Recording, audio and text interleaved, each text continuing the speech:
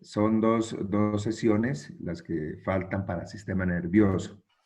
¿De acuerdo, profesor Oscar? Sí, señor. Entonces ya con ellos se cuadró para que mañana de 4 a 6 tengan la Perfecto. segunda sesión. Bueno, perfecto. Entonces hoy vamos a desarrollar el tema de la corteza cerebral y de la irrigación, si es que alcanzamos. Sí, ¿Le parece? sí. Bueno, entonces la corteza cerebral, vean ustedes esa imagen preciosa donde está mostrando la división en lóbulos. Los colores que está mostrando esa imagen son los lóbulos, ¿cierto? ¿Qué determinan los lóbulos? Los lóbulos están divididos o están delimitados por unas invaginaciones profundas de la corteza. Esas invaginaciones se le llaman cisuras o fisuras, como quiera, con C o con F. La mayor de todas, la está mostrando ahí el profesor, la fisura interhemisférica, la más profunda, la cual permite que dividamos el cerebro en dos hemisferios, en un hemisferio derecho y en un hemisferio izquierdo. Luego vamos a encontrar unas 3 o 4 fisuras que van a permitir que se divida cada hemisferio en lóbulos. De tal manera que en esta imagen se alcanza a ver la fisura o cisura central. Ahí central. Como pueden ver, la fisura central, por delante de ella está el lóbulo frontal, muy claro, ¿cierto?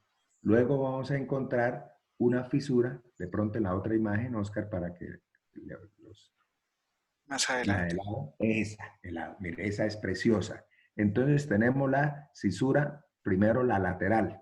Ah, ok. La Aquí está la lateral. lateral. Entonces, fisura o cisura lateral. Pueden darse cuenta que esa cisura va a permitir que por debajo de ella, por debajo de la cisura lateral, está ese lóbulo de color azul, lóbulo temporal, ¿no? Y ya teníamos la cisura central, volvámosla a marcar, antiguamente llamada cisura de Rolando, lo cual permite que por delante de esa cisura esté el lóbulo frontal, como ya lo dijimos, y por detrás esté el lóbulo parietal. Entonces, el lóbulo parietal está detrás de la cisura central y arriba de la cisura lateral. Esa podría ser la definición del lóbulo parietal. Tenemos otro lóbulo que está en rosado. Para determinar ese lóbulo, que es el lóbulo occipital, es mejor mirarlo por la cara medial, que es donde se encuentra esa cisura que se llama parieto occipital. Entonces, esa cisura llamada parieto occipital va a permitir que detrás de ella esté el lóbulo occipital. La cisura parieto occipital no es visible por la cara lateral, solamente se ve, como ven en la imagen, por la cara medial. Por la cara lateral, pues vamos a la imagen de la cara lateral, pues simplemente es como una ligera prolongación, ¿no? Pero Entonces, no es que se evidencie que la cisura se prolongue por la cara lateral. Bien, hasta ahora entonces tenemos 4 lóbulos. Lóbulo frontal, lóbulo parietal, lóbulo temporal y lóbulo occipital. Los autores referencian un quinto lóbulo. Dirán ustedes, pero ¿dónde aparecerá ese quinto? Entonces, mire, para eso hay unos dispositivos que hay unos que se utilizan en cirugía, se utilizan en toda una serie de procedimientos, ¿cierto? Que van a garantizar que al hacer una opresión, en este caso se abrimos la cisura lateral y pueden observar ustedes que en el fondo, como si fuera el fondo de un gran cañón, como el cañón del Chicamocha, en el fondo de la cisura lateral se encuentra el lóbulo de la ínsula, el lóbulo de la ínsula. De tal manera que entonces ya queda claro que cada hemisferio se divide.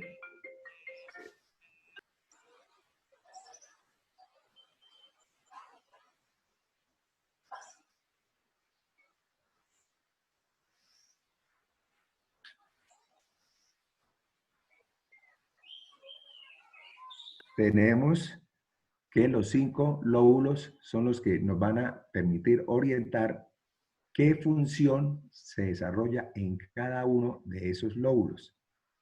Pero antes de empezar a señalar las áreas corticales, es menester que ustedes sepan que las cisuras son invaginaciones profundas de la corteza y que estas cisuras permiten la delimitación de áreas grandes que se les llama lóbulos.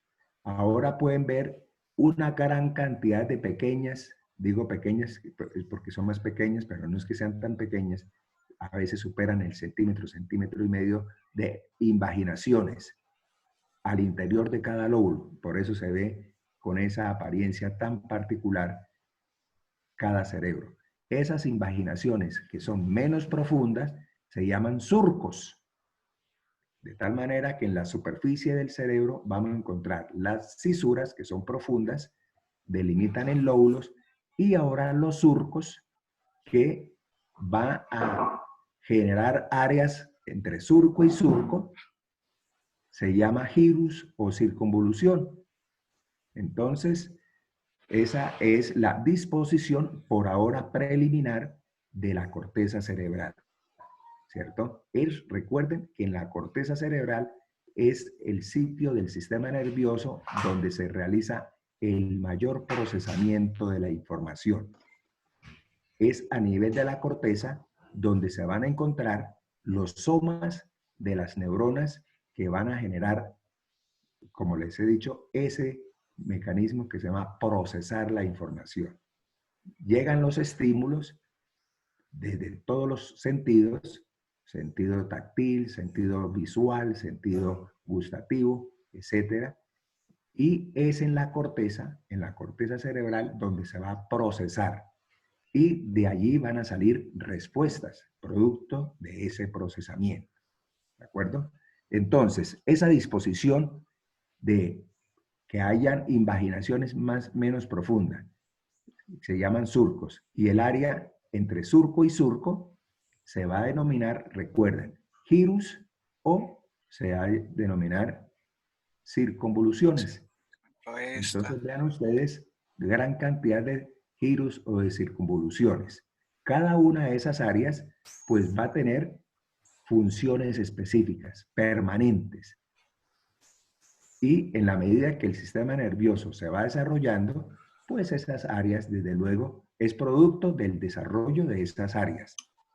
Bien, entonces, veamos igualmente en otras imágenes. Mire ahí, preciosa esa imagen, donde pueden ustedes mirar la cantidad de surcos, la cantidad de invaginaciones. Es como si entrara y volviera a salir, entrara y volviera a salir. Esa es la disposición de la corteza cerebral. ¿Qué garantiza esa expresión morfológica, esa presentación? Que no sea lisa, sino que haya gran cantidad de invaginaciones a los cuales le hemos dado el nombre de surcos. Garantiza que la corteza aumente de manera significativa su área, su extensión, ¿no? Se dice incluso que la corteza que nosotros observamos externamente es apenas 1/3 del total. ¿Qué quiere decir lo demás? Que 2/3 de la corteza están incluidas en esos surcos, en esas depresiones, ¿cierto?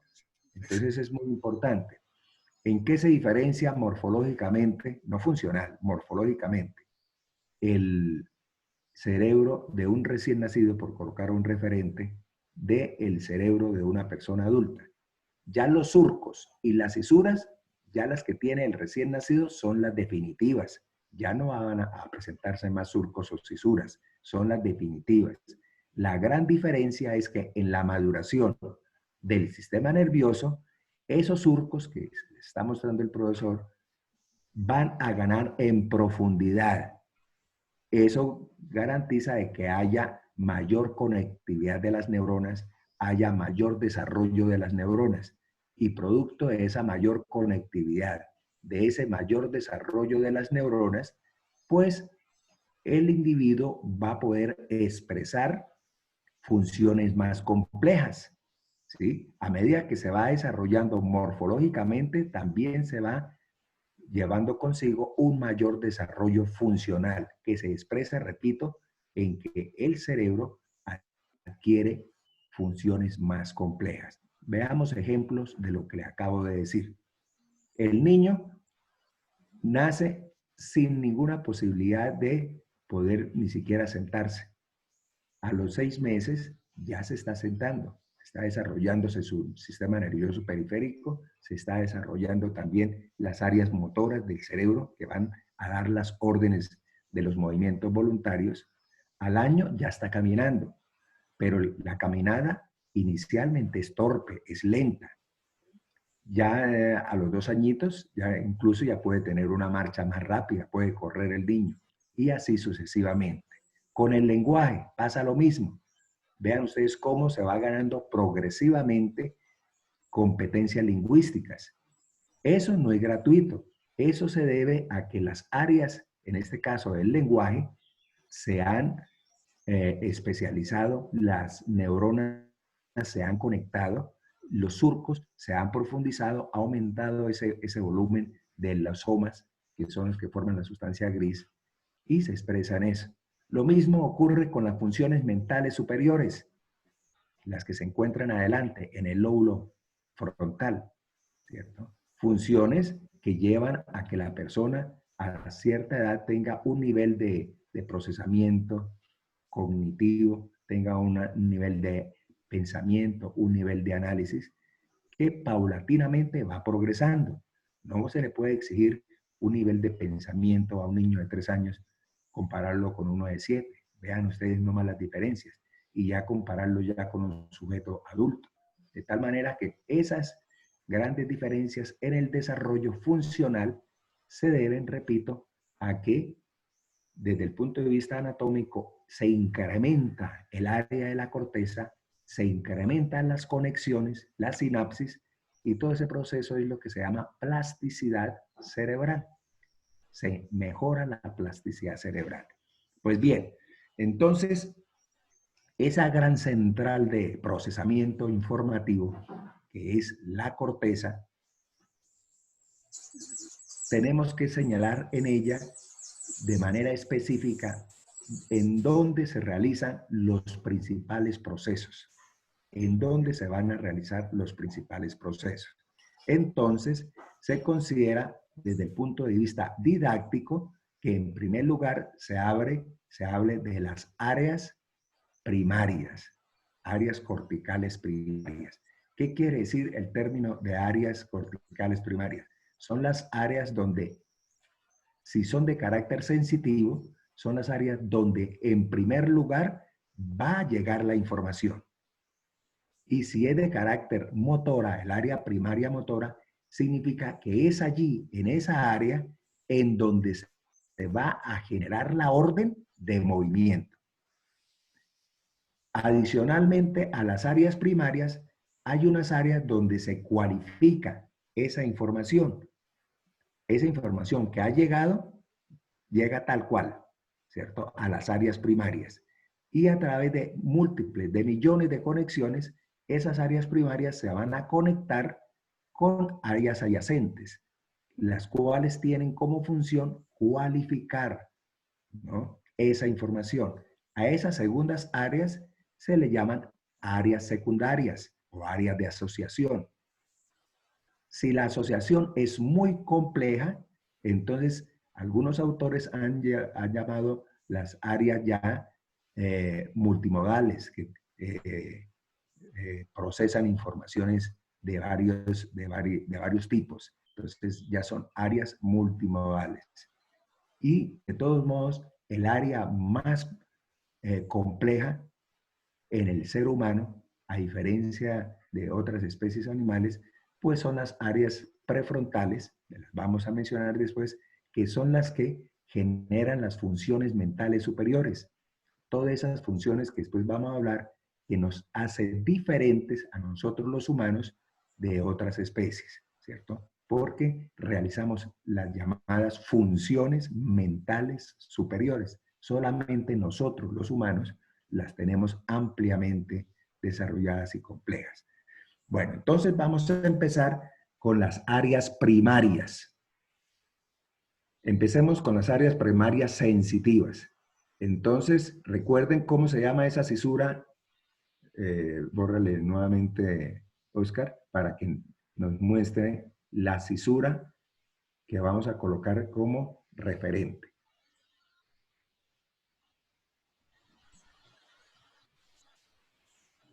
Entonces vamos a colocar la cisura central. Recuerden la cisura central. Esta cisura central va desde el borde superior del hemisferio, hasta la cisura lateral. Entonces, esa es la cisura central. Quiere decir que el gyrus o la circunvolución que está detrás de la cisura central se le dice postcentral. Es sencillo, está detrás, postcentral, ¿cierto?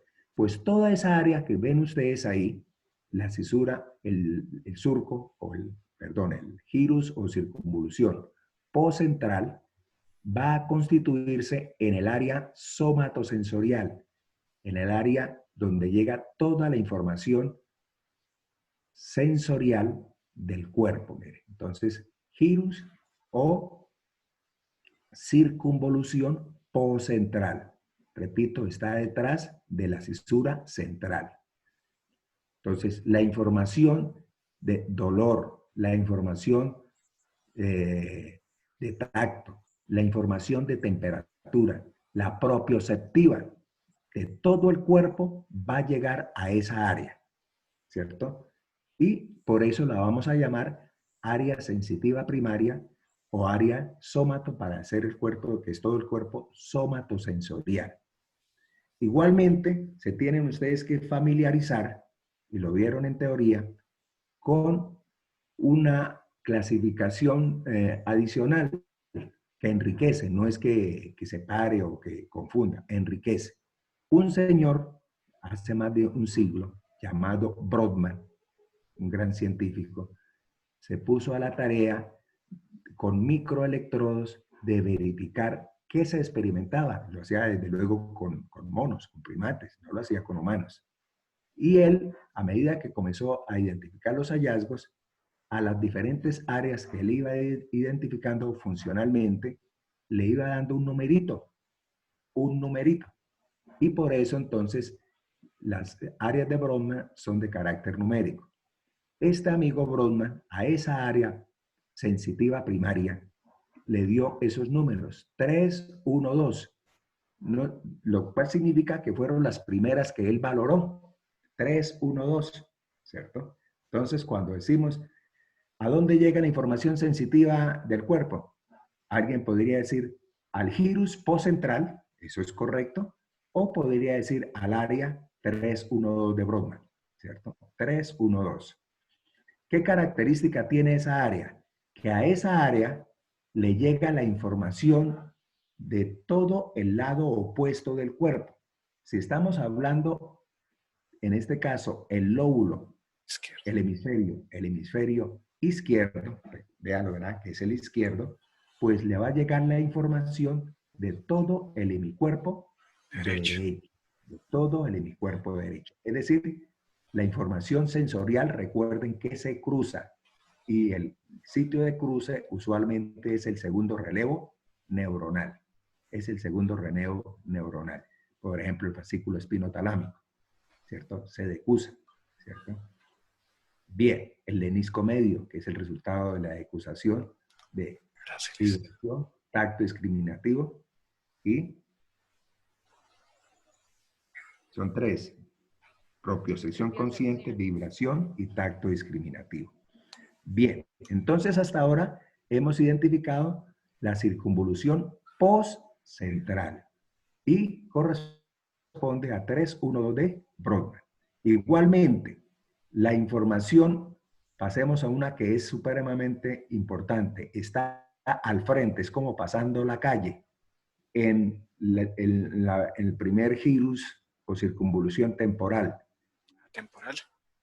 Antes de meternos, porque primero con lo sensitivo y después si pasamos a los motores. Entonces usted pasa a la calle y al frente de la circunvolución postcentral, en el gyrus temporal, se encuentra el área sensitiva primaria de la audición.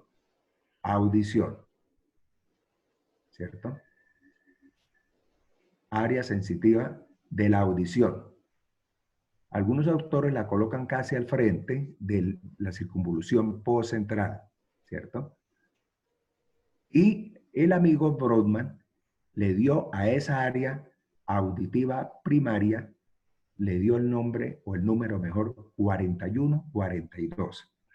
Entonces, el área 41 o 42 es el área primaria de la audición. Audición. De la audición. 41-42. Llevamos dos órganos de los sentidos. Todo lo que es tacto es 312, 41-42 es audición, ¿cierto? Y ahora nos vamos a dónde llegará la información. En este caso también es del lado opuesto. Si estamos mirando el área 41-42 derecha, le llegará la información auditiva procedente desde el oído izquierdo, ¿cierto? Bien, todo es contralateral. Ahora, en el área 312, en la parte más inferior, se encuentra el área 43. 43, que corresponde ahí al área de la cabeza, ¿cierto? Entonces, en la cabeza está la lengua y en la lengua está el gusto. Entonces, el área 43 va a recibir la información gustativa. Recuerden, la información gustativa se genera a nivel de receptores, o sea, las papilas gustativas que están en la superficie de la lengua.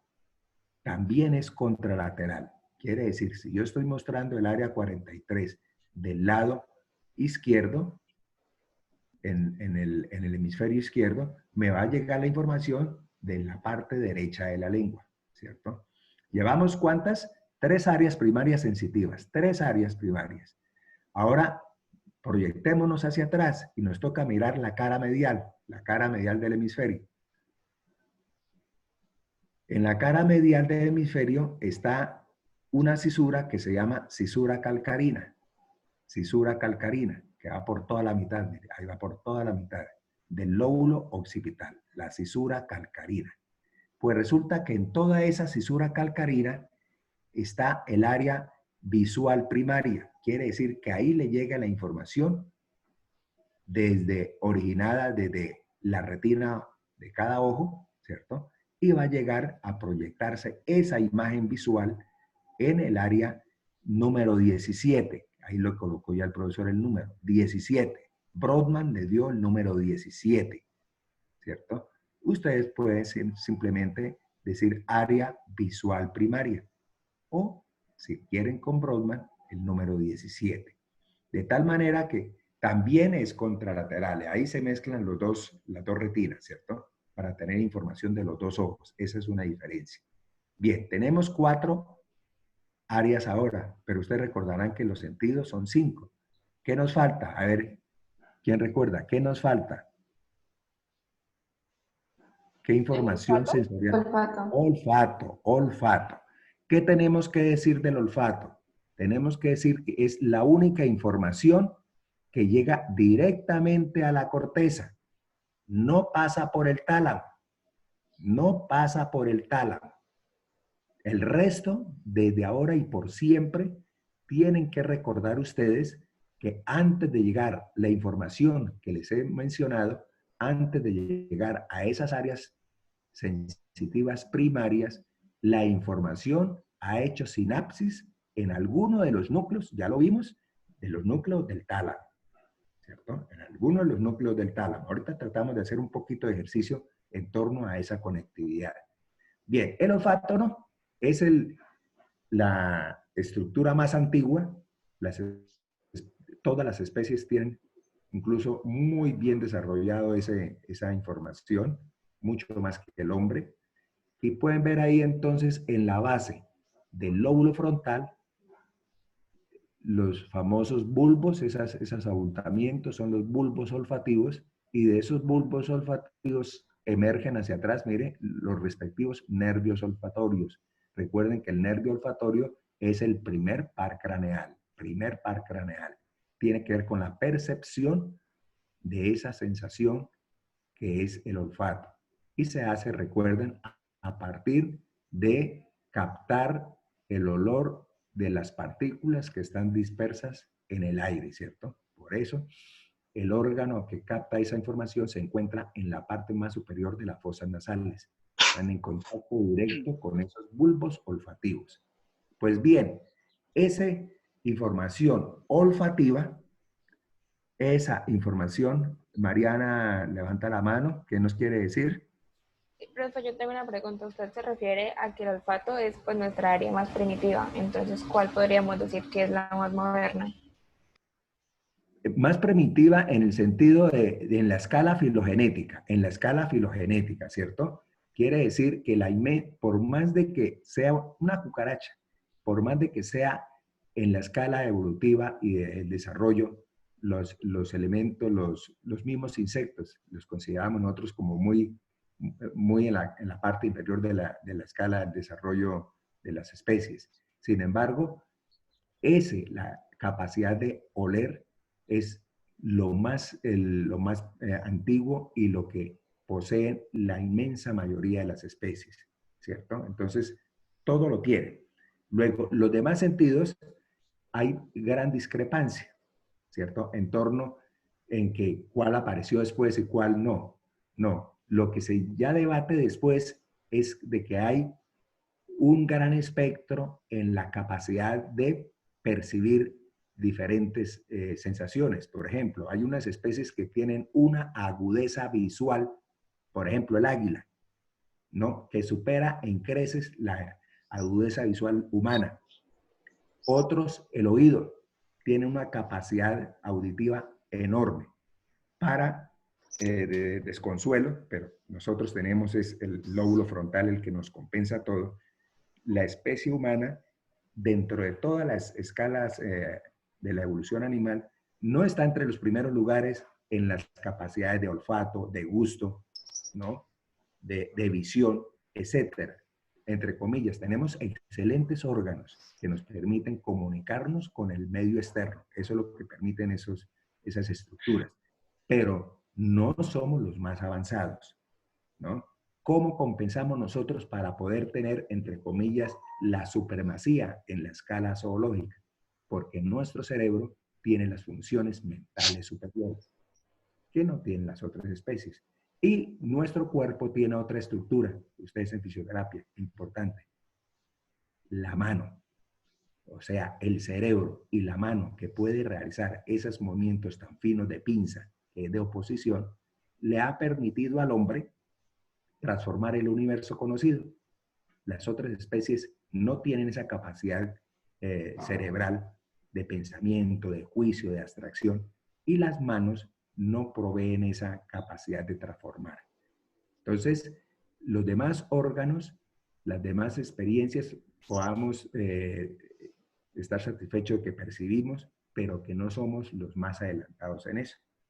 Bien, entonces, continuando con el olfato, el olfato no pasa por tálamo, mire, no pasa por ese huevito que es el tálamo, sino va directamente a una parte de la corteza. Esa es una parte, Oscar, pero miremos a dónde va a llegar primero. En la base. En la base. Okay. Ahí, en esa. Entonces, en esa parte más anterior, en la parte más anterior de la base del lóbulo Frontal. Temporal, no, ya tenemos ya te ahí va a llegar la información, de olfato, y esa, para algunos autores, viene a ser la información o el área olfativa primaria. Otros autores colocan, donde lo estaba colocando ahorita el profesor, es por acá. Sería la comisura, no, en el área subcallosa. Aquí, En el área subcallosa, sí. ahí sí, ahí donde tenía. Y lo que pasa es que ahí, en esa área, desde luego, se tienen que ver mucho es con la emoción, o sea, las respuestas emotivas de las percepciones olfativas. El olfato es uno de los estímulos que nos genera más emoción, ¿cierto? O bien positiva, nos da alegría, o bien negativa, aversiva. Un mal olor, cualquiera lo hace fruncir el ceño, a cualquiera lo hace tener expresiones airadas, ¿cierto? Un mal olor. O al contrario, un buen olor, el olor de una rosa, obliga, o no obliga, sino permite que la persona exprese su emoción, en este caso gratificante.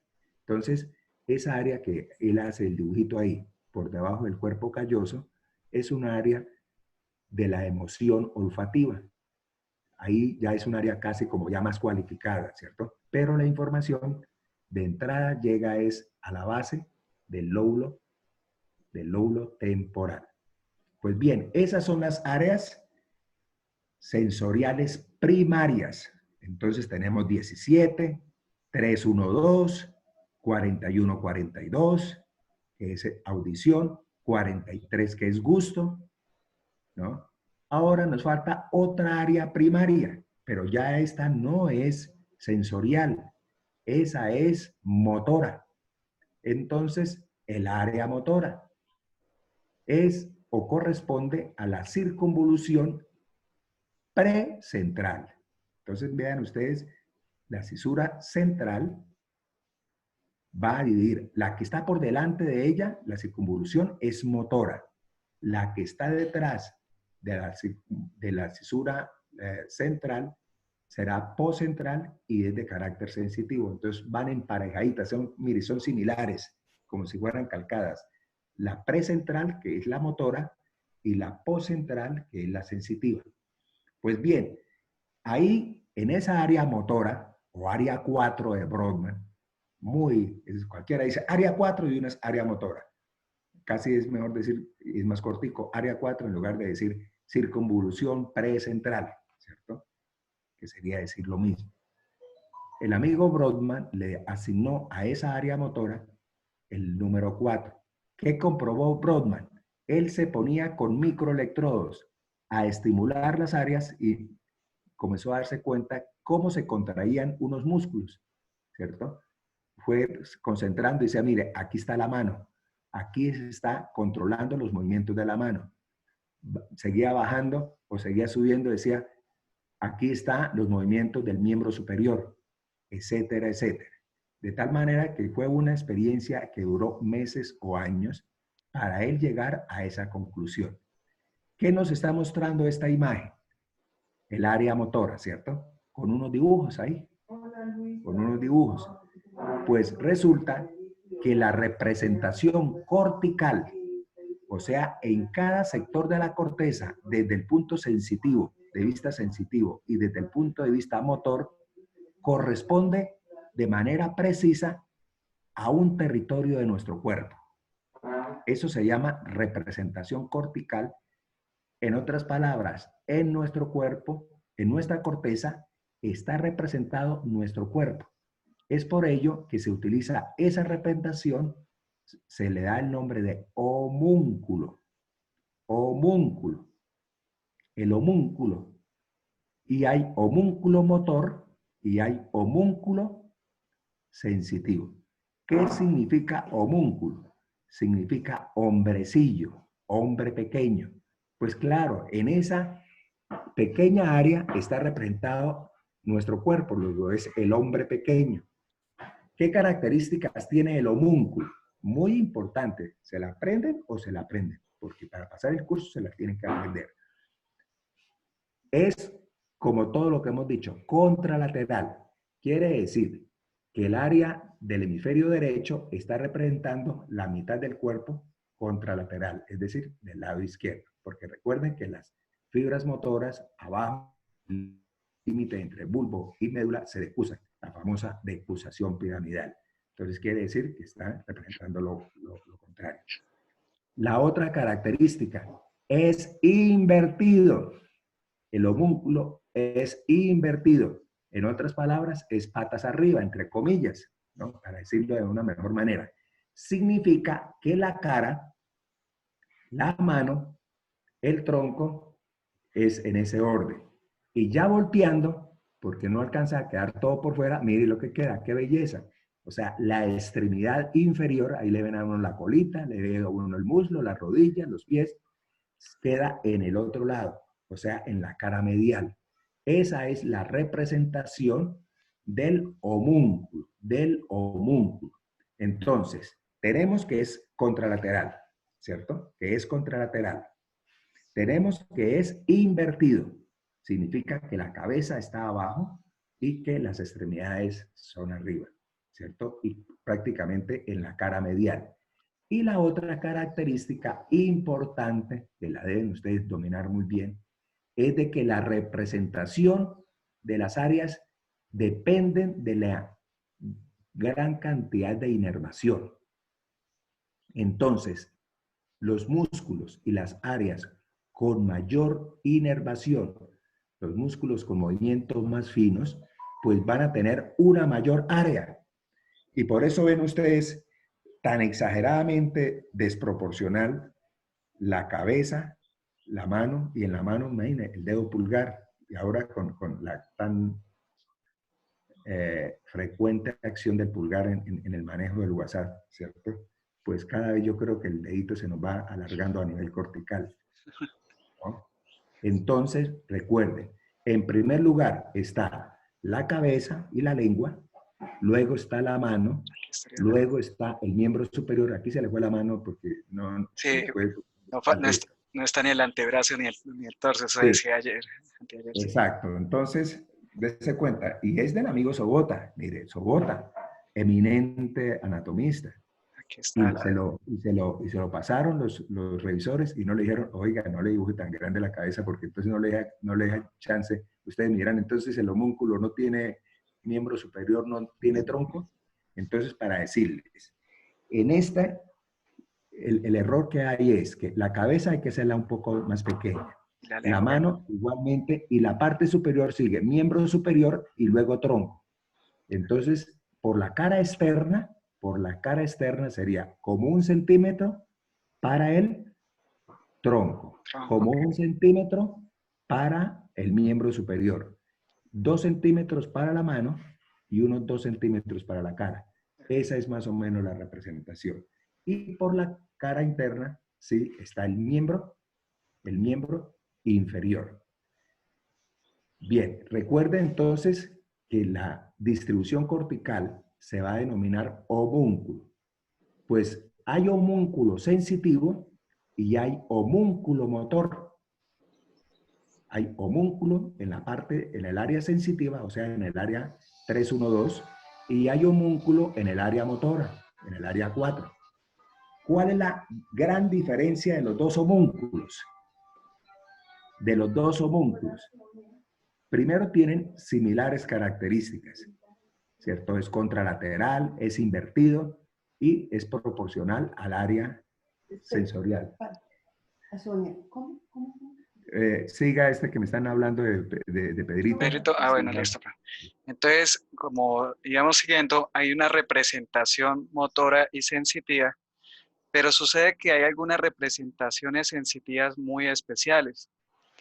Por ejemplo, hacia adentro, ¿sí?, de la cisura o de la cara medial, encontramos la representación de los genitales aquí en esta zona donde yo se la estaba dibujando, ahí arribita. La representación del miembro inferior suele ser muy parecida, pero la representación que ya empieza a descender aquí del miembro inferior, del miembro superior, perdón, empieza a cambiar un poco. A nivel de la cara, tiene una buena representación, lo que es la cara, ya que ustedes saben que la cara tiene pues un alto grado de sensibilidad, y la lengua es de mayor tamaño. Aquí la lengua es un poquito de mayor tamaño. Ya hacia la parte más inferior o más pequeña hacia adentro, que es esta zona, estaría la representación sensitiva de los intestinos, de la parte interna de nuestras vísceras, porque ellas también producen un grado de sensibilidad, solo que suele ser de tipo visceral, pero en este se puede percibir también parte de lo que es la sensibilidad que genera él. ¿Listo? Ya de esto se han hablado parte de lo que son las áreas motora primaria, la área sensitiva primaria. ¿Sí? También existen unas áreas que son premotoras, ya se han escuchado, donde hay una previa información motora, como el área 6 de Brodmann y el área 8 de Brodmann. En estas áreas hay una preplaneación de la información que se va a ejecutar de manera motora.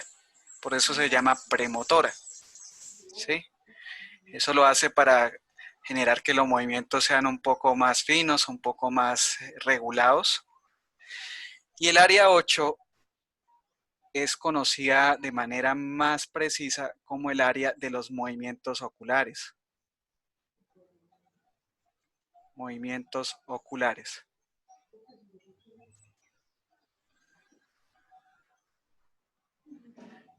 Entonces, ¿alguien iba a preguntar algo? ¿Escuché un ruido? ¿No?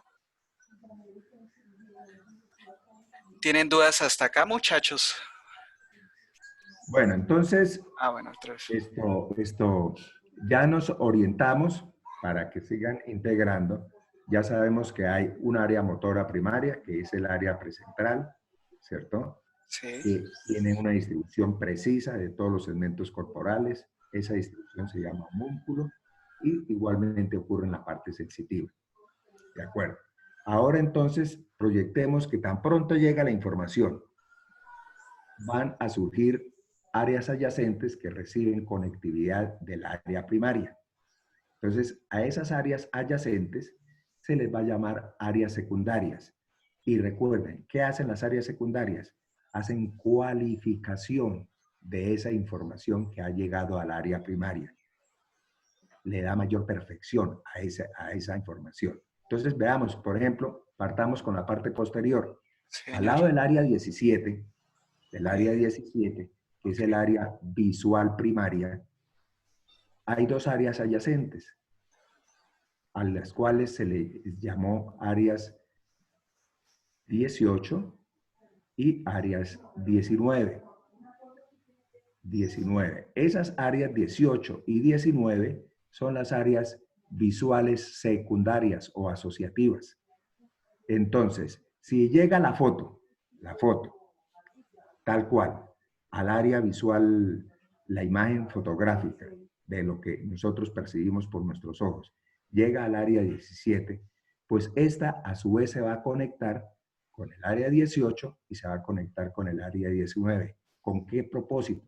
Para que esa imagen que estamos percibiendo adquiera mejor color, mejor profundidad, mejor luminosidad, todo lo que hace una cámara fotográfica de esas súper especializadas. De tal manera que la figura quede nítida, que la imagen que el individuo está percibiendo sea lo mejor posible. Entonces, eso se hace en las áreas, en este caso, 18 y 19. Igualmente, nos pasamos al área de la audición.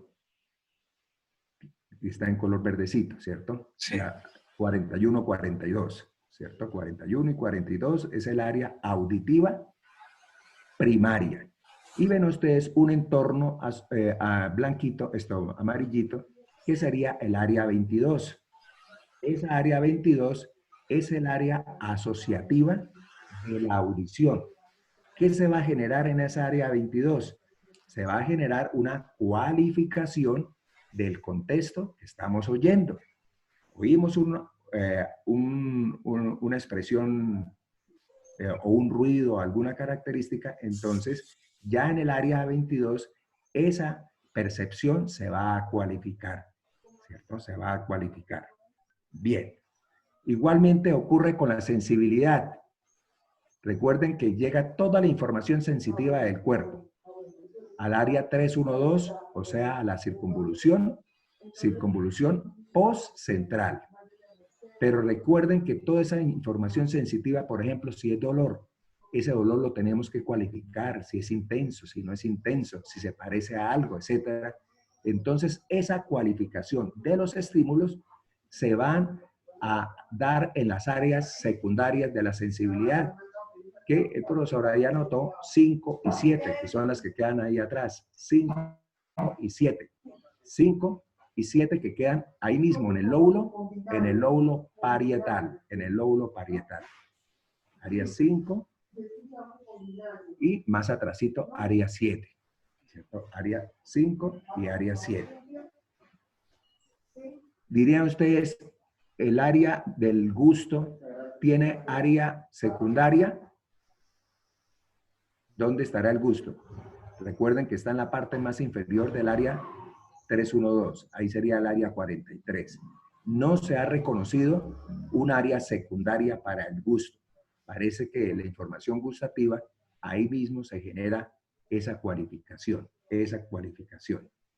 Bien, y ya había dicho el profesor, las áreas 6 y 8, que son las consideradas premotoras y de los movimientos oculares, ¿cierto? Si uno va a realizar un movimiento, el que ejecuta el movimiento, el que da la orden, el que da inicio al fascículo córtico espinal, pues desde luego es el área motora.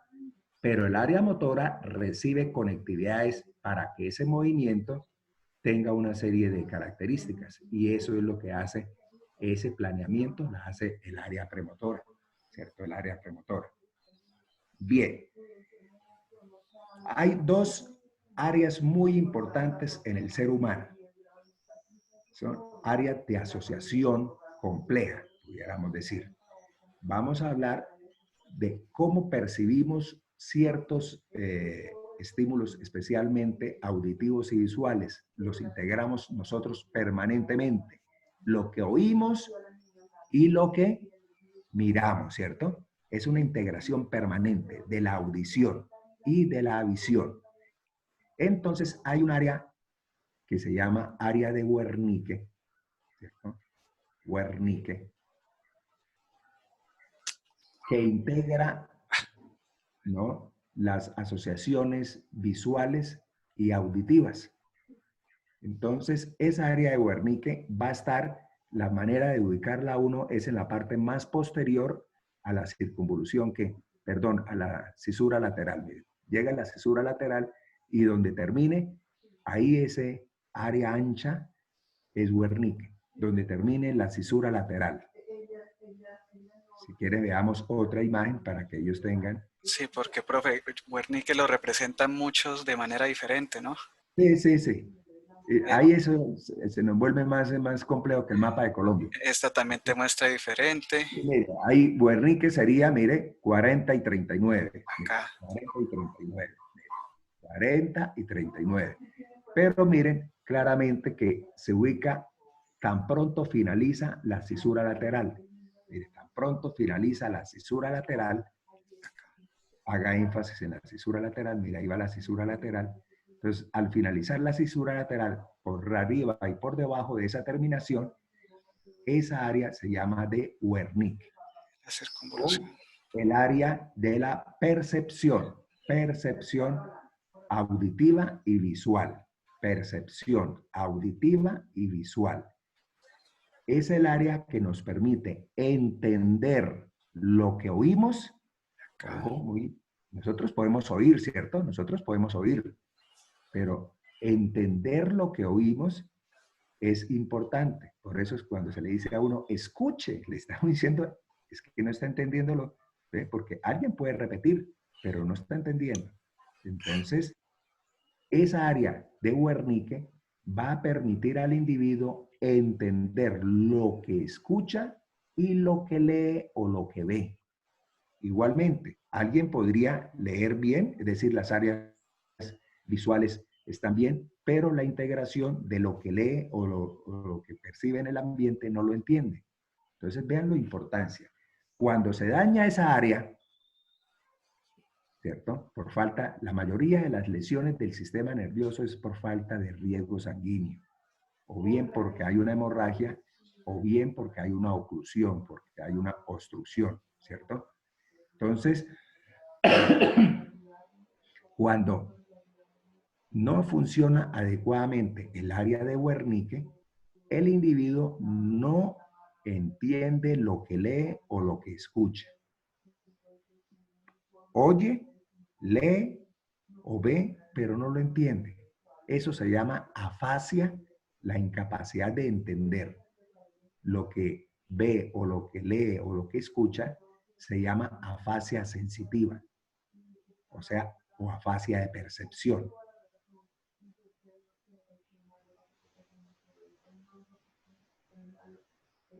Afasia sensitiva.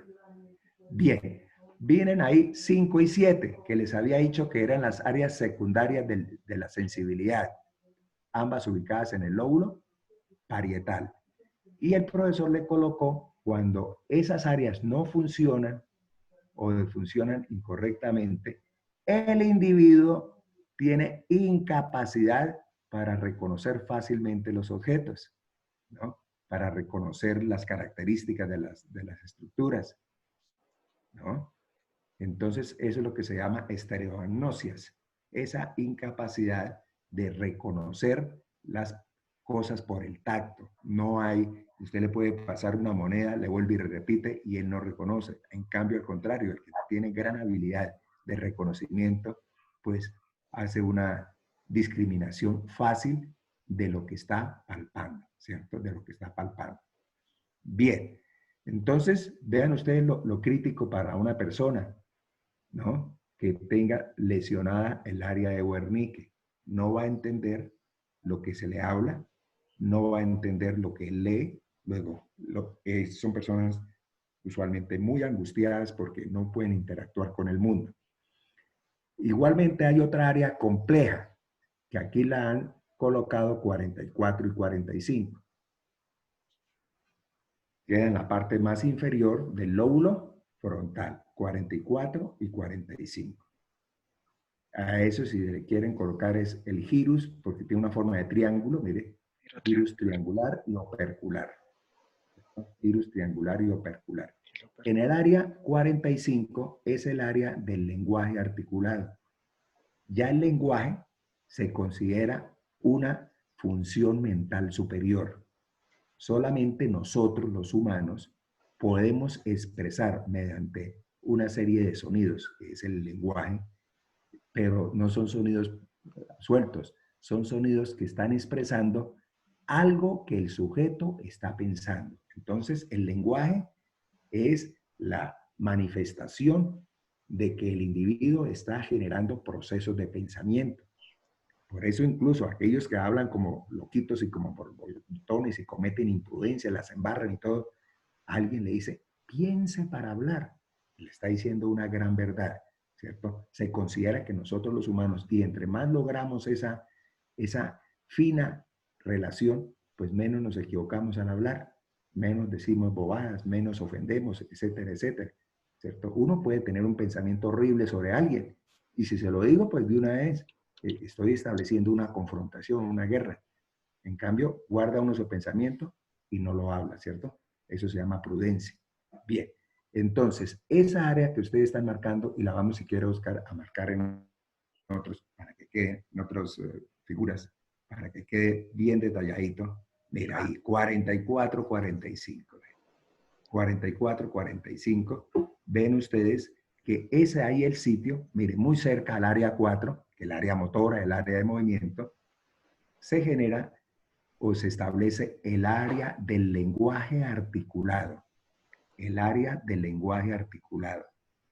De tal manera que ese lenguaje es muy complejo. Uno cree que es así nomás. No, imagínense para yo poder articular primero lo que estoy pensando. Es un hecho contundente. Quiere decir que debe tener relaciones con otras áreas para que me den el pensamiento y que yo lo pueda expresar, ¿cierto?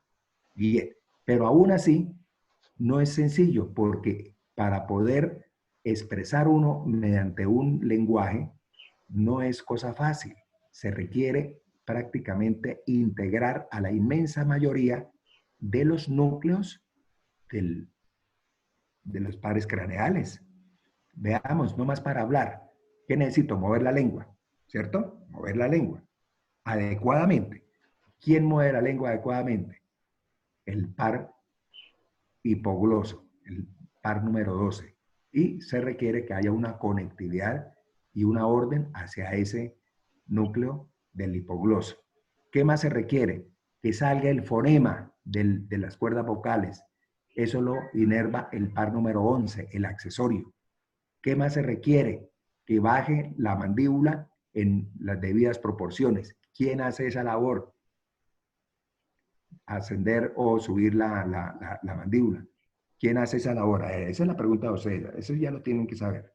¿Qué par craneal es el responsable de ascender o descender o de protruir la mandíbula? A ver, contéstenme a alguno de los estudiantes, por favor. Le preguntamos a alguno. ¿Qué dice Sergio? Sergio Otero. Sergio, cuéntanos, ¿qué par craneal participaría en esa labor de movilizar la mandíbula mientras yo estoy hablando? La 4. ¿La zona 4? No, pero Sí, ¿qué el par par craneal? craneal. De los pares craneales. Quinto par craneal. Quinto par. Entonces, fíjese cómo esta área del lenguaje articulado, que se llama el área de Broca, que corresponde a 44 y 45, es el área de Broca, y la función es coordinar el lenguaje articulado. No es una acción fácil, es muy complejísima, ¿cierto? Implica coordinar al par número 12 para mover la lengua, coordinar al par número 11 para que salga el sonido de las cuerdas vocales, coordinar al par número 5, ¿cierto? O sea, movimiento de la mandíbula.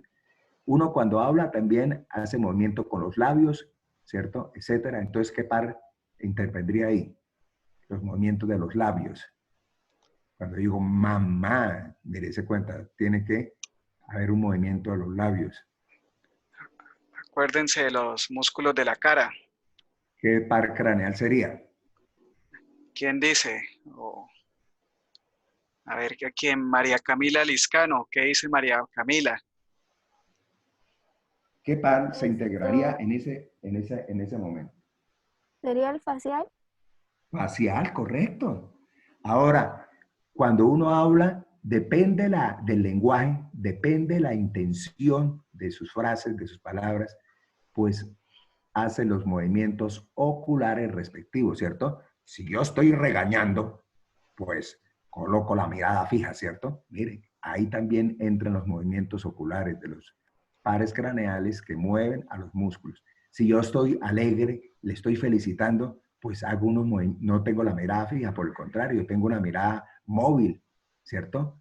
Entonces vean ustedes lo compleja que es la articulación de la palabra. No es solamente mover la lengua, requiere el fonema, requiere la movilidad de los labios, requiere la movilidad de la mandíbula. Por eso hay un área específica para eso, para hacer esa integración tan compleja, y es el área de Broca. Y vean ustedes, área 44 y área 45. Resulta que esa área también requiere tener muy buena irrigación, y cuando no le llega, pues esa área se lesiona y el individuo no podrá articular adecuadamente el lenguaje, así lo quiera, así él entienda bien, pero va a hablar y haga como trabajo, ¿cierto? Entonces, esa incapacidad de articular adecuadamente el lenguaje se llama afasia motora. Entonces, vean ustedes, tenemos una afasia sensitiva, que es no entender lo que se oye o lo que se ve o lo que se lee, sería afasia sensitiva, y la otra es la afasia motora, es ya no entender, no tener la capacidad de comunicarse a través del lenguaje, ¿cierto? A veces hay lesiones tan severas que el individuo tendrá afasia mixta, es decir, será tanto motora como sensitiva. ¿De acuerdo? Bien, entonces ya hemos visto las áreas primarias, las áreas secundarias, Nos falta por hablar de las áreas de asociación compleja. Y nos vamos a referir ahí en el dibujo, miren, las áreas prefrontales, 9, 10, 11 y 12, casi como quien dice, colocándolo la parte más anterior, ¿cierto? Esas áreas a las que se le daba el nombre de áreas prefrontales, ahí, en esa parte más anterior del lóbulo frontal, están o se desarrollan las funciones mentales superiores. Funciones mentales superiores. Algunos la llamarán funciones cerebrales. Es lo mismo, funciones cerebrales, funciones mentales superiores. La palabra funciones indica que son varias, ¿cierto? Las palabras mentales hacen referencia a que ya es una acción superior y se refuerza con la palabra superiores para dar una connotación que son las funciones propias de la especie humana. Son características complejas, ¿cierto? Propias de la especie humana. Solamente nosotros, los humanos, tenemos esa capacidad de expresar esas funciones mentales superiores. Entonces, en ese costalito de funciones mentales superiores, para no estarlas repitiendo, sino dice uno funciones mentales superiores, entra el juicio. ¿Qué será eso de tener el juicio? ¿Qué significará el juicio? No viene de juicioso, eso es importante, no es de juicioso. ¿Qué será el juicio? A ver, ¿quién quiere opinar? El juicio. Si no le preguntémosle a Laura Urbano. A ver, Laura, para usted, ¿qué es el juicio? Laura, ¿estás ahí? Espera, miro el chat. No sé, sí, pero pues lo relaciono con lo que sabemos que está bien y está mal. Claro, mija, claro. Claro, es ese discernimiento sobre lo correcto, sobre lo incorrecto, sobre lo apropiado para cada circunstancia. El juicio no es una cosa que viene así como en paracaídas. El juicio es un proceso mental que se va construyendo desde la niñez. Voy a colocar un ejemplo. Si uno está en una visita, ¿no? Y llega el niñito de año y medio, estaba medio ahí con el calzoncillito y se orina, saca la pipilla y se orina. Uno le dice, papito, orine en el baño, en el baño. Le está recordando, porque él está en ese proceso de aprendizaje. En cambio, cualquier adulto, ¿no? Llega y se saca la esta y empieza a orinarse en la sala, todo el mundo queda atónito, dice, ¿y este qué? Como dicen aquí en Santander, ¿se enlocó? Se enloqueció, debe decirse, pero la gente se enlocó. En otras palabras, perdió el juicio. Eso está muy mal. Eso no está aceptado dentro de las relaciones de los seres humanos, que se cometa semejante tropelía. Imagínense orinarse uno delante de todo el mundo, ¿no? O llegar y también hacerse el cuerpo, lo que sea. Entonces, perder el juicio es prácticamente enloquecer. En cambio, vemos, por ejemplo, a un señor o una señora en la calle, todo desgreñado, casi en pelotico, y ya nosotros aprendemos de que es una persona que ha perdido el juicio, es un esquizofrénico, una persona loquita. Y no vamos a generar un comentario en contra de él. Antes, por el contrario, mire, deje de haber una institución que recoja a esa persona, mire, esa persona ahí aguantando frío, descalza, sucia, ¿no? Etcétera. Entonces, el juicio es esa capacidad, ese discernimiento para señalar lo que es correcto, lo incorrecto, etcétera, ¿cierto? Bien, ¿qué sería el raciocinio? Raciocinio, que es igual a pensamiento, ¿cierto?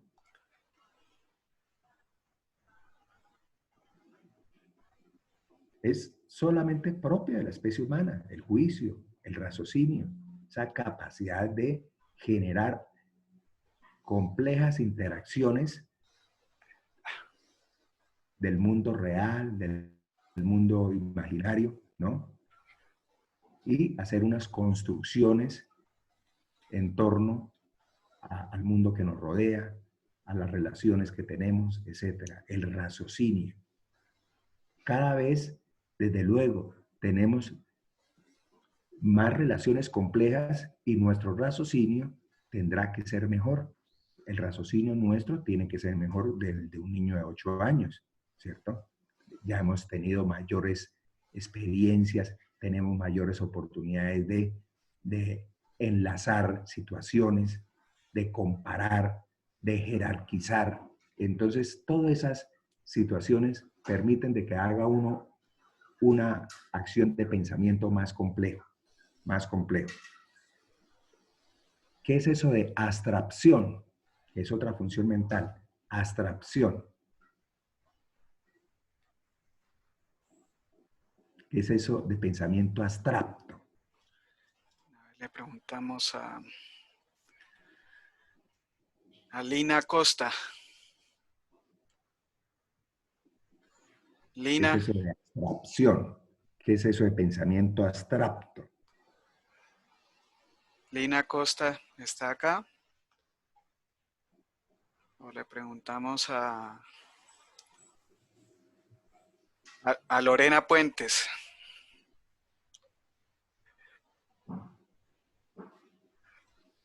Lorena.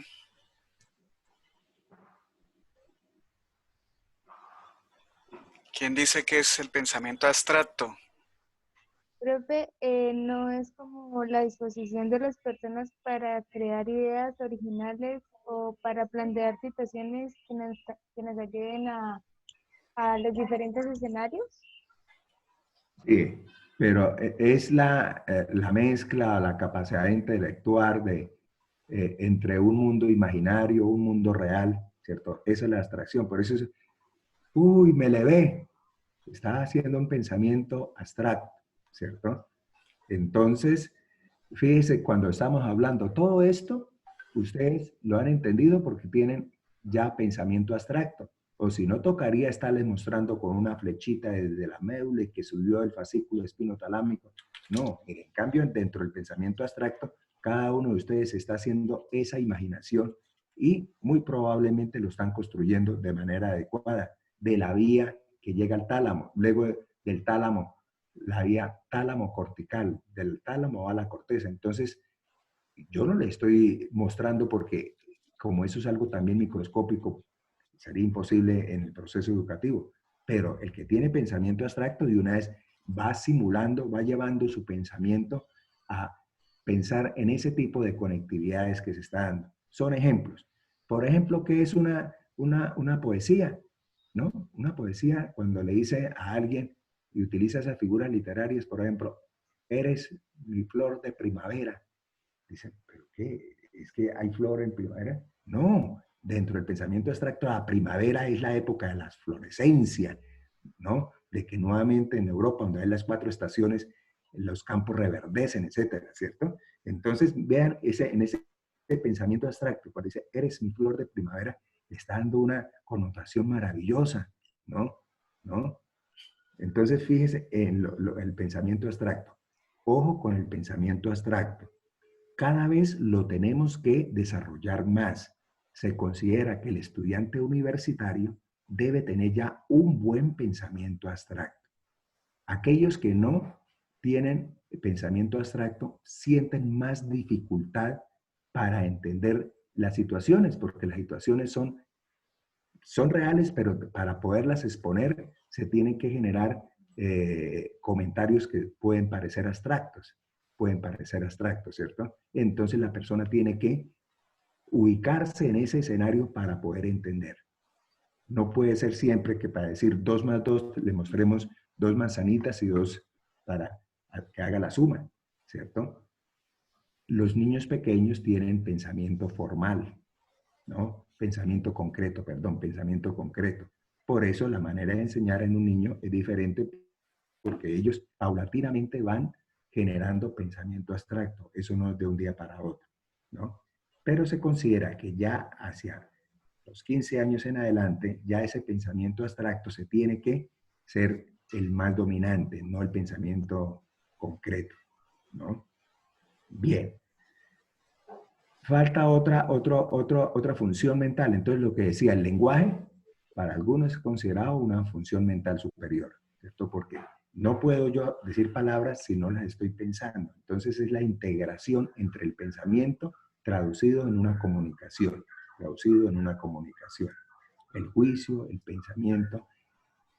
Algunos dicen que la memoria, no, la memoria se ubica en toda la corteza. Hay memoria visual, hay memoria olfativa, hay memoria gustativa, etcétera, ¿cierto? Entonces no puede decir uno que los centros de la memoria no. La memoria está distribuida en toda la corteza. Pero el poder hacer análisis a partir de hechos memorísticos, eso sí ya es una función mental, ¿no? Para decir, por ejemplo, ve a una persona, ¿no? La estoy viendo, es decir, está entrando la información a la corteza visual. Y rápidamente, en cuestión de fracciones de segundo, digo, uy, ¿cómo se engordó? Sin decirlo, pensé. Para que yo tenga que decir eso, es porque tengo imágenes previas de esa persona, la reconozco como tal, e interpongo la imagen actual. Y a partir de esas dos o cuatro informaciones previas, llego a la conclusión de que esa persona se ha engordado mucho. ¿Dónde se realiza esa última función de que me permita decir, uy, ¿cómo se ha engordado? A ver, pongamos a una persona. A ver, a Sheila Solís. Sheila. Sheila está por ahí. Sheila. Qué pena, ¿cómo fue la pregunta? Profe, ¿cómo fue la pregunta? La pregunta es, haciendo un ejemplo para verificar cómo es esa elaboración compleja del pensamiento. Parte por decir, en un ejemplo concreto, veo a una persona y rápidamente, sin llegar a decirlo, pero en mi mente pasa, ¿cómo se ha engordado? ¿Cierto? Entonces, para yo poder decir eso, les he comentado que debe tener ya una percepción previa. Yo tengo una imagen previa de esa persona. Ahora, la que estoy viendo en este momento, las contrasto, ¿cierto? Las tengo que contrastar para llegar a la conclusión. Eso hace parte del pensamiento, el contrastar información y poder decir cómo se ha engordado. O al contrario, cómo ha perdido de peso, cómo está acabada, ¿cierto? Cuando veo una persona, ¿cierto? O cómo está de bonita, ¿eh? Etcétera, etcétera. Entonces, ha habido contrastaciones. Esa última expresión, ¿en dónde se elabora? ¿En qué parte de la corteza se elabora?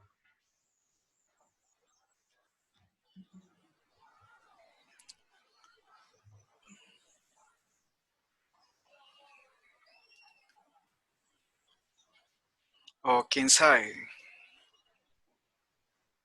De lo que hemos explicado, ¿en qué parte de la corteza se va a elaborar eso? En el área prefrontal. En la prefrontal.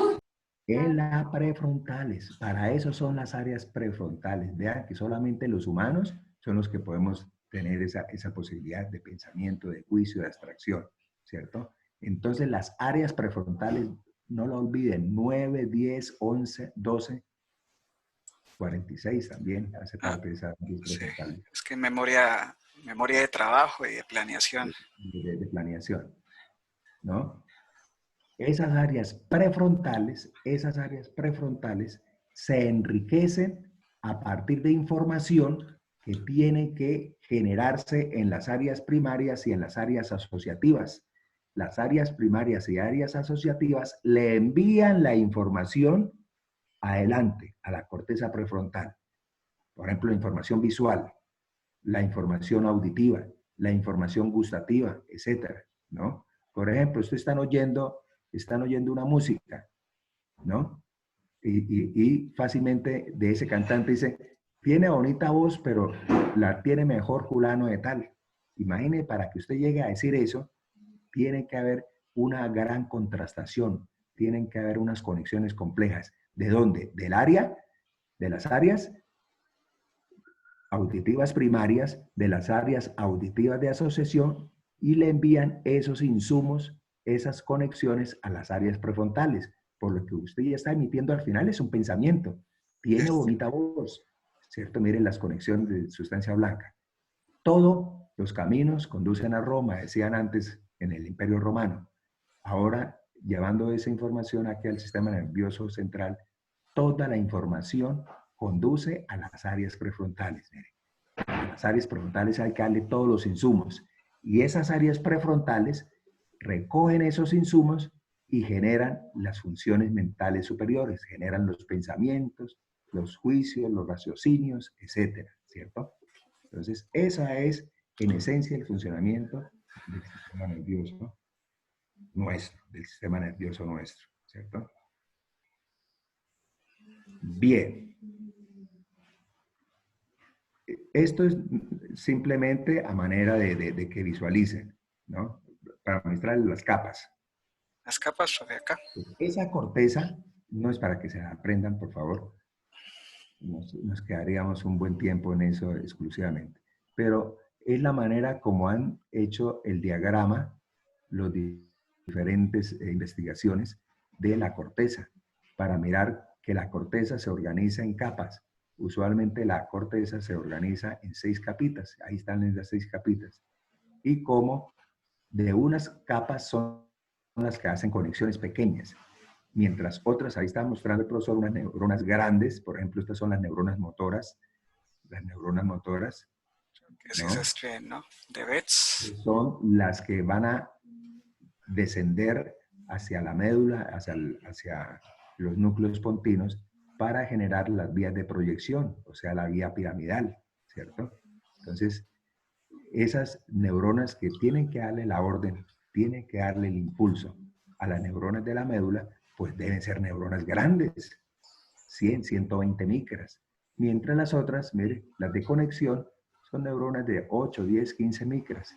Son muy pequeñas comparadas con las grandes neuronas motoras, ¿cierto? Las grandes neuronas motoras. Y a su vez, las neuronas motoras de la médula también son grandes, porque tienen que llevar sus axones hasta los músculos y generar en ellos la capacidad de contraerse, ¿cierto? El estímulo electro, el potencial de acción que genere la contracción del músculo. Bien, yo creo que eso sería en cuanto a la corteza, ¿cierto?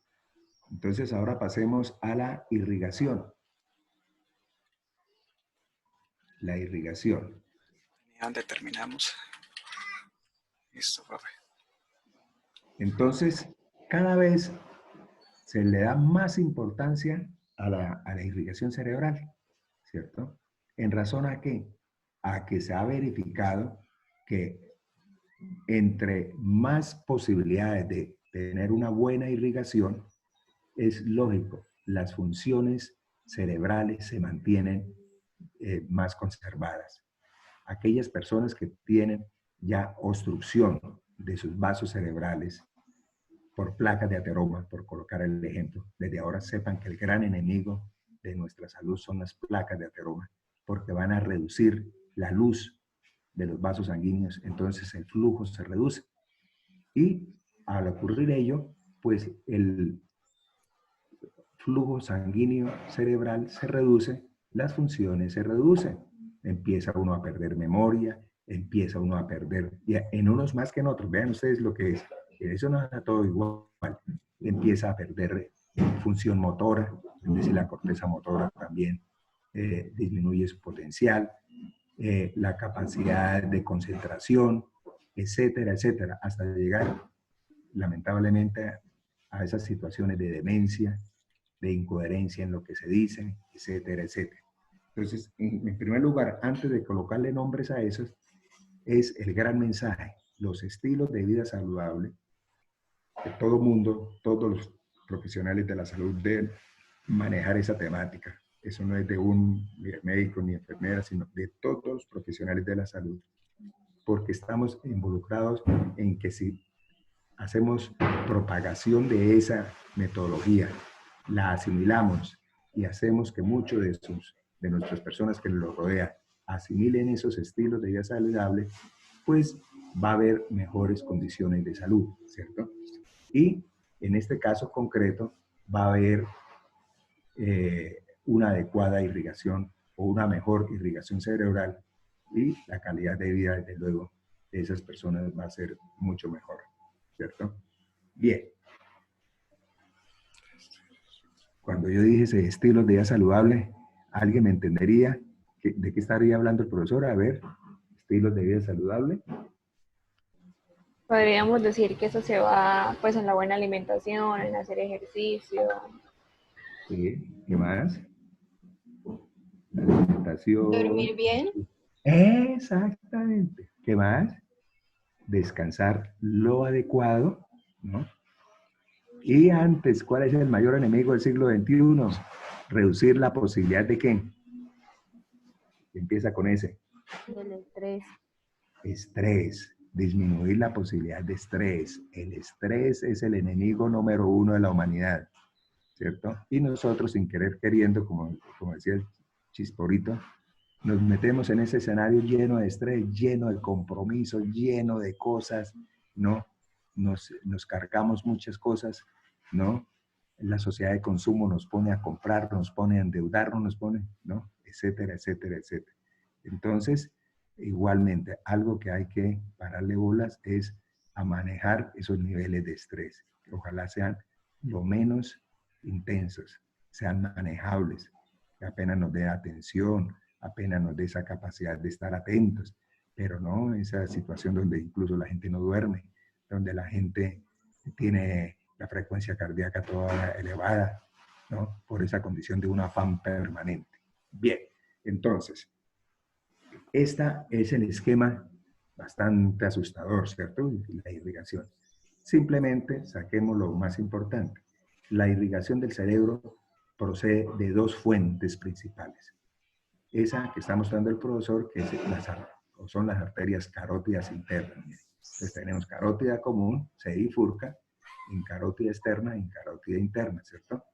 El sistema de las carótidas aporta más o menos el 70 a 75% de toda la irrigación del encéfalo. Y el otro sistema parte de una ramita de la arteria subclavia, tanto a derecha como a izquierda, que son las arterias vertebrales. ¿Recuerdan las arterias vertebrales que van uniéndose, van por los forámenes de las vértebras cervicales, ¿cierto? Entonces, las dos arterias vertebrales, ahí tenemos, miren, las dos arterias vertebrales, ahí sería de un lado, y la arteria carótida por el otro. Entonces, entre esos dos sistemas, le van a suministrar la irrigación al encéfalo, ¿no? ¿Cómo ocurre más o menos esa distribución? Entonces vamos a ver. Ahí está mostrando la carótida entrando a la base del cráneo, forma como un sifón, la porción petrosa, hasta que finalmente sale de la base del cráneo y la arteria carótida se va a dividir en cerebral anterior y cerebral media. Esta todavía no. Una ramita pequeña, pero las dos grandes son cerebral anterior y cerebral media. Entonces ya tenemos el concepto de que del sistema de la carótida va a terminar las dos ramas importantes, son la cerebral media, que es la mayor de todas las arterias cerebrales. Ahí la ven gruesa, mire, mamonuda, como dicen en la costa, ¿cierto? Y la otra se llama arteria cerebral anterior. Mientras que el sistema vértebro-basilar, o sea, la arteria basilar, ahí la tenemos el sistema, las dos vertebrales, vertebral derecha, vertebral izquierda, se juntan. Eso no ocurre en las arterias, pero aquí ya toda es la excepción. Recuerde que las arterias se van dividiendo. Aquí lo que encontramos es lo contrario. Dos arterias uniéndose para formar una sola. Eso es única la cosa, ¿cierto? Entonces, las dos arterias vertebrales, en la unión del bulbo y la protuberancia, se van a unir y forman una sola arteria que va por toda la mitad de la protuberancia, la arteria basilar, con B larga, ¿cierto?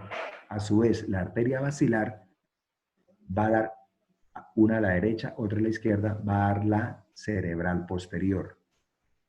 Entonces vamos a tener que a nivel del cerebro vamos a tener tres cerebrales. Cerebral anterior, cerebral anterior, cerebral media y cerebral posterior. Vean ustedes que la cerebral media es la más grande de todas. La cerebral anterior y la cerebral posterior. ¿Qué hay un hecho? Eso es único. La naturaleza es perfecta. Para garantizar alguna situación difícil de circulación de un hemisferio con respecto al otro o de un territorio con respecto a otro, está esa estructura que es única en el cuerpo, una estructura anastomótica, una estructura de uniones. En toda la base, mira, ahí está el quiasma óptico y por fuera del quiasma óptico se está formando un círculo, antes lo llamaban polígono, círculo arterial del cerebro, círculo arterial del cerebro. Y ven ustedes entonces ese círculo arterial, mire, ese es el quiasma óptico. Entonces el círculo arterial del cerebro, ¿quiénes participan? Por delante, viene a la derecha y a la izquierda, viene la arteria cerebral anterior. Y hay una unión entre esas dos arterias cerebrales anteriores. A esa unión se le llama rama o arteria comunicante anterior. Comunicante anterior. Quiere decir que ya se está mirando que la derecha puede ayudar a la izquierda o viceversa. Igualmente, de la carótida se va hacia atrás, tanto a derecha como a izquierda, y a esa se llama rama comunicante posterior. Acá. Rama comunicante posterior. ¿A quién comunica la rama comunicante posterior? Comunica a la carótida y a la cerebral posterior, a la parte proximal de la cerebral posterior. Y finalmente, en la parte más posterior de ese círculo, pues están los dos segmentos iniciales, derecho e izquierdo, de la cerebral posterior. Miren. Entonces, resumamos. Tenemos adelante las dos arterias cerebrales anteriores, que se van a unir en un puentecito que se llama rama comunicante anterior. Ahora hacia atrás tenemos las dos carótidas que dan dos ramas hacia atrás, las comunicantes posteriores, izquierda y derecha. ¿Con quién se comunica? Con la cerebral posterior. Y se establece esa red. Muy importante esa red. Esa red salva vidas, sin exagerar. ¿Por qué? Puede, por ejemplo, obstruirse, un émbolo, puede tapar. Pongámosle la acción en una de la parte comunicante. Le quito esto. Ahí adelante, puede cerrarse. Ahí a nivel de comunicante, o ahí, donde tracking, no sé si le estarán viendo ahí por el color azul. Si lo ven ahí, chicos. Sí, señor. Entonces, si se obstruye una de esas ramas, por ejemplo, se obstruye la rama comunicante anterior en su parte proximal, pues la del otro lado, a través de la comunicante, le puede suplir esa obstrucción, ¿no? O atrás, por ejemplo, se obstruye la parte proximal se obstruye la parte proximal de la cerebral. Hagamos el ejercicio atrás. Atrás. La parte proximal. P1. La parte proximal de la cerebral posterior. Okay. Si se obstruye, ahí se obstruye. Dirán ustedes, mire, se tapó, o sea que no se le pudo ir al área visual, ahí tapada. Pues a través de la comunicante posterior, le hace la suplencia y se restablece la irrigación. Eso lo vemos muchas veces en la clínica. Un paciente que llegó y que se le paralizó el cuerpo y perdió el conocimiento, pero cuando está llegando ya al hospital, se le ve que otra vez está recuperando y que está recuperando de pronto el movimiento. ¿Qué pasó? Entonces lo que se llaman las famosas isquemias cerebrales transitorias. Isquemia cerebral transitoria. ¿Qué lo explicaría? Pues lo explica que de pronto hubo un proceso obstructivo y hubo como un temblor, el gran problema, pero rápidamente, a través de la circulación colateral, esto se llama una circulación colateral del círculo arterial del cerebro, precipitó que se compensara la irrigación en el territorio que estaba tapado y el paciente recupera funciones, ¿cierto? Profe, Eso ¿esto suena se bonito, llamaría? pero no se da en todos los casos, ¿cierto? Una chica Porque hay muchos está factores. preguntando una chica que está preguntando, no le escucho. Profe, que si eso se conoce como anastomosis, ese proceso Sí, de sí, las sí. arterias, ¿sí? Anastomosis. Las uniones vasculares pueden ser de tipo venoso o de tipo arterial. Se les llama, las uniones se llaman anastomosis. Como la Y que si tengan presente, las anastomosis favorecen la cooperación entre la irrigación y pueden salvar procesos de obstrucción, ¿cierto? Porque un lado compensa al otro si hay una buena anastomosis, ¿no? Si hay una buena anastomosis. Ustedes ya vieron cara, por ejemplo, la arteria facial de un lado podía taparse, podía cortarse y el cirujano tener que ligarla, pero como la facial da unas ramas labiales superiores e inferiores, pues a través de esas ramas labiales, la del otro lado, a través de esa anastomosis, podía cooperar con la irrigación de la arteria que estaba ligada, ¿cierto? Y se restablece la irrigación, ¿cierto? Bien. Gracias, profe. Veamos las ramitas, las principales ramas de cada una de las cerebrales. Entonces ahí volvemos a tener el círculo. ¿Qué, profe? ¿Sí? Dígale esto, perdón. Ahí está nuevamente el esquema. Mire, cerebral anterior, ¿cierto? La carótida, la comunicante posterior, ¿cierto? La basilar y la cerebral posterior. ¿Qué nos muestra el ejemplo? ¿Qué muestra el ejemplo? Muestra el ejemplo de que ese círculo arterial del cerebro también tiene muchas variaciones. Todos somos diferentes por fuera y también somos hasta diferentes por dentro. Entonces, dependiendo de esas variaciones, también a veces son efectivas o no efectivas el círculo arterial del cerebro, ¿cierto? Porque mire, hay círculos incompletos, entonces si se obstruye un lado, el otro no lo puede salvar. O algo que es, y hemos observado mucho en población colombiana, de que las arteritas, las comunicantes, mire, esas comunicantes son pequeñitas, entonces pueden existir, pero no alcanzan a compensar el flujo que deban suministrarle a la arteria vecina. Existe, pero sin el suficiente calibre, ¿cierto? Entonces, simplemente era para que vieran de que también hay una gran variabilidad y eso puede ser determinante en una situación de enfermedad, ¿no? Si a mí se me obstruye la arteria, pero está la otra que me podría compensar y es muy delgada, pues no me alcanza a compensar y entonces se me establece el cuadro clínico de parálisis, de pérdida de la función motora, de pérdida de la función de entendimiento del lenguaje. Depende del sitio donde se obstruya, va a ser la expresión clínica. Si se obstruye el área motora, va a haber parálisis, va a haber hemiplegia. Si se obstruye, por ejemplo, la arteria cerebral posterior, que es la que va hacia el área visual, pues los trastornos van a ser visuales, ¿cierto? Si se obstruye la cerebral anterior, que ahorita la vamos a ver, pues ella tiene que ver mucho con las áreas prefrontales.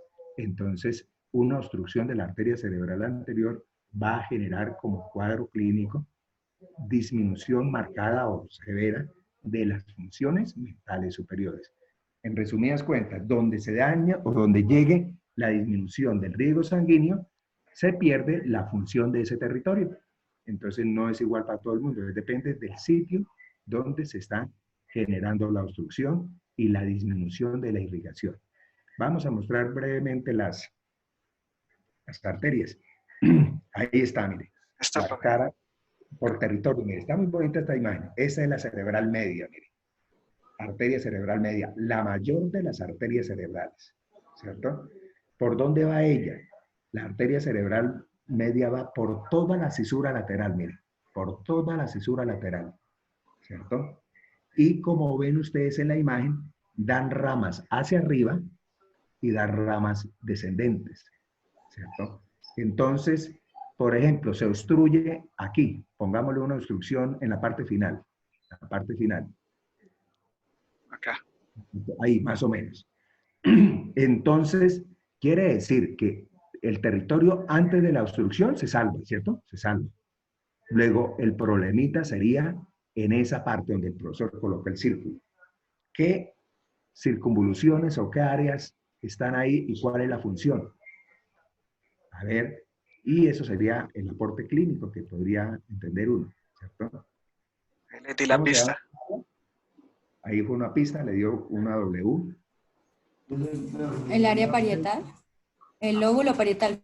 No, pero Sí, ¿qué área? El área Wernicke. el Wernicke, ¿cierto? Ahí una obstrucción sería pérdida de irrigación en el área de Wernicke, ¿cierto? Si la obstrucción es de ahí donde el profesor colocó el tapón. Luego el individuo presentaría afasia, ¿qué? Sensitiva, ¿cierto? Afasia sensitiva, ¿cierto? Afasia sensitiva. Ahora la que se tapa es esta primera ramita que va hacia arriba. Esa primera ramita que va hacia arriba es la que se tapa, ¿cierto? Y entonces, ¿cuál será el territorio comprometido? Ese sería el territorio comprometido, ¿cierto? ¿Qué presentará el paciente? ¿Qué presentará el paciente en ese segundo caso? ¿Afasia motora? Afasia motora. Entonces, ¿ya van entendiendo? Es simplemente saber la función y saber que no puede cumplir la función. Ahora, las que se tapan son estas ramitas, las temporales. Estas ramitas temporales, resultaron tapadas. Esas ramitas. Entonces, ¿qué presentará el paciente? ¿Qué presentará el paciente como cuadro clínico? ¿Qué área está ahí? Funcionalmente. Entonces, pierde esa función. ¿Es la sensitiva primaria? Sí, pero ¿en qué sentido? ¿Sensitiva de qué? Si es 41, 42. La audición. Audición, o sea, va a haber pérdida de la audición, ¿cierto? Sordera sensorial. Ahora nos vamos para las de arriba. Ahí están. Si se obstruye esa, que es la que se obstruye con una facilidad y es frecuentísimo que se obstruya porque es una de las más gruesas. ¿Qué va a presentar el paciente? ¿Qué va a presentar el paciente? Márqueles todo el área para que... Eso, mire, todo eso se afectaría. ¿Qué presentará el paciente si hay una obstrucción a ese nivel? ¿Afasia mixta? Usualmente la fascia mixta es cuando se daña todo, ¿cierto? Bueno, pero en el caso preciso, como un ejercicio académico... ¿Es sensitiva? La sensibilidad del tacto. De todo de mi cuerpo, en ese caso, ¿de qué lado? ¿De qué mi cuerpo sería? Mire qué hemisferio qué le estoy mostrando. ¿Qué hemisferio? Le estoy mostrando el izquierdo, ¿cierto? Le estoy mostrando el izquierdo, mirado por fuera. Entonces, la pérdida de la sensibilidad en el hemicuerpo, ¿qué? Derecho. Derecho. Pero también esa arteria irriga esa área. Esa área es el área, ¿qué? Motora, ¿cierto? O sea, el área 4. Entonces, ¿qué presentaría el paciente? Hemiplegia izquierda. Es cuando dice, uy, le quedó paralizado todo el cuerpo izquierdo y no siente. Ese es el cuadro por una obstrucción. Escúchame que se me dio ronquera. Por una obstrucción de la rama central, que va por la cisura central, que es la principal rama de la cerebral media. Entonces, cuando se obstruye la cerebral media, en la mayoría de los casos, el paciente va a presentar pérdida del movimiento en la mitad del cuerpo. Y cuando se pierde el movimiento en la mitad del cuerpo, se dice hemiplegia. Hay que decir de cuál, derecha o izquierda, ¿cierto?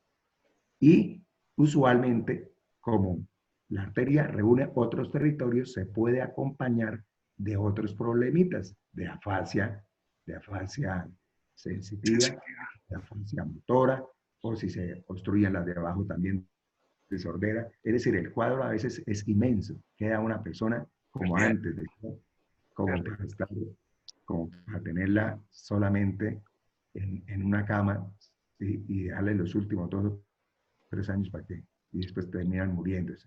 Sin embargo, cada vez hay más adelanto, muchachos, ¿no? La ciencia, el adelanto, ¿no?, de la tecnología, etcétera, nos ha permitido unas herramientas que antes no había.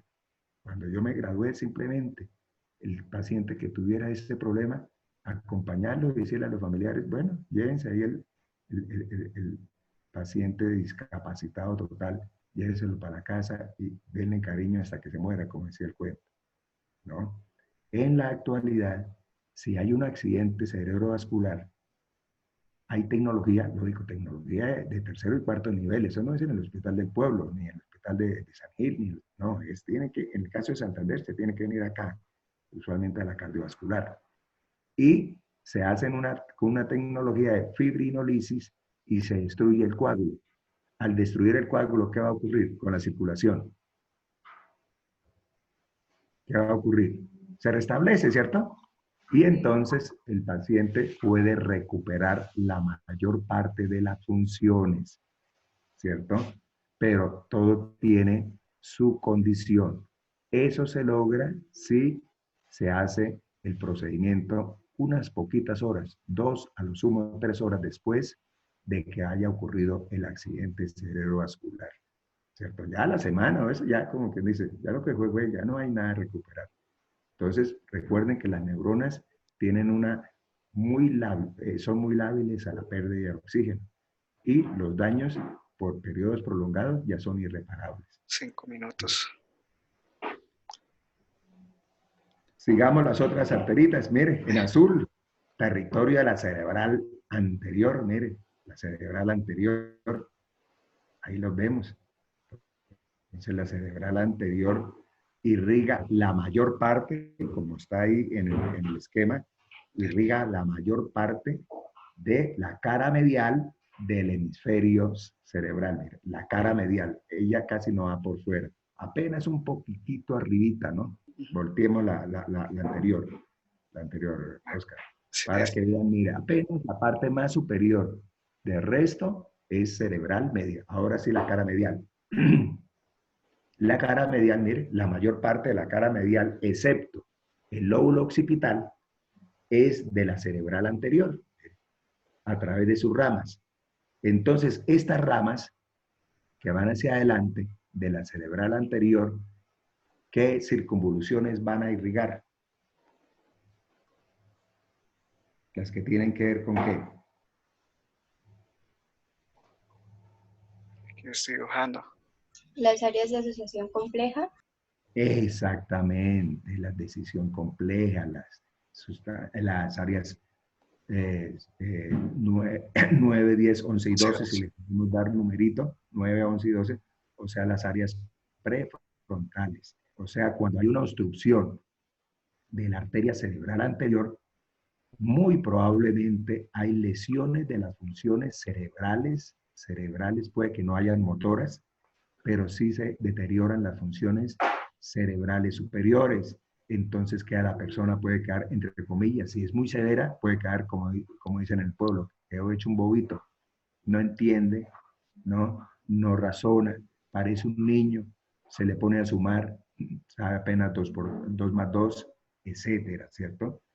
Y adicionalmente, esta área, ¿cómo se llama esa circunvolución que estaba marcando el profesor? ¿Alguien sabe cómo se llama? Si alguien sabe cómo se llama y en qué está comprometida, en qué función. Que hace muchísimas funciones, pero ¿Es una... el área límbica? Sí, también, pero ¿cómo la llaman la circunvolución? Profesor, ¿no es la del cíngulo? Sí, esa es la circunvolución del cíngulo, que participa pues como motora suplementaria en la ejecución de los movimientos voluntarios. También participa en lo que es la memoria de tipo espejo, aquella en la cual usted imita lo que ve de otra persona. O sea, aquí nace lo que es la memoria de tipo empírico, ¿sí? La que suelen tener los niños, que ellos reflejan lo que ellos ven. También es la del comportamiento, como decíamos, a nivel límbico. Se ha reconocido también como la del comportamiento sexual y también tiene que ver con, me falta una, con la de la planeación de la vida. A pesar de que es la que genera los movimientos voluntarios en el músculo esquelético, también genera en ciertas circunstancias movimientos que nosotros no planeamos. Entonces, cuando aparece un león, esta área se ha visto que se activa bastante, ¿sí? Frente a la huida. Profe, ¿sigues ahí o sigo yo? Entonces, aquí podemos ver cómo ella abarca también la zona interna del homúnculo motor y del homúnculo sensitivo, si se acuerdan. Aquí está una circunvolución, ¿sí? Que es donde está la poscentral y la precentral. Determina la cisura central. Aquí termina. Y a esto se le llama el lobulillo paracentral. Entonces, un daño de esta arteria, por ejemplo acá, ¿en qué terminaría? ¿Se acuerdan cuál era la representación sensitiva y motora de esta zona? ¿Sí se acuerdan o no?